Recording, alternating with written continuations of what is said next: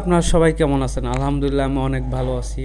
দেখেন সারা জীবন তো শুধু মুভি দেখছি, কত কিছুই না করছি, আমরা মুভি করছি মানে অনেক আকাম কুকাম কিন্তু কম করি নাই। তারপরেও একটা কথা বলি, না বলি নয়, অনন্ত জলিল উনি কিন্তু আমরা জানি অনেক ভালো একজন ব্যক্তি।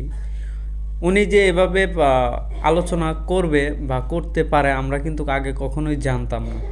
এই ফার্স্ট টাইম ওনার মুখ থেকে যে এত সুন্দর সুন্দর কিছু কথা যে আমাদের উপহার দিছে উনি, মানে এর জন্য আমরা অনেক বড় কৃতজ্ঞ জানাচ্ছি। মানে দেখেন আপনারা অনন্ত জলিল ভাইয়ের আলোচনাটা শোনেন, না শুনলে কিন্তু বুঝতে পারবেন না যে আসলে উনি কত সুন্দরভাবে আলোচনা করতে পারে। তো শোনেন। তারা দোজখ দেখিত তাহলে কি করি?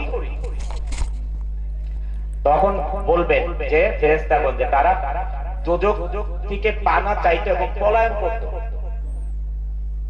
তখন আল্লাহ তাআলা খুশি হয়ে বলবেন, এই মজলিসে যারা ছিলেন তাদের বিগত দিনের সমস্ত পাপ আমি মাফ করে দিব।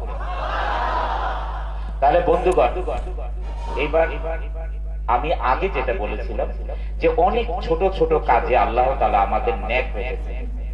আমরা যখন সকালে ফজর নামাজ পড়তে যাই, আমরা আগামীকাল আল্লাহ তাআলা যদি আমাদেরকে হায়াত দারাজ করেন, আমরা আগামীকাল যদি বেঁচে থাকি, আমরা মসজিদে ফজর নামাজ পড়তে যাব।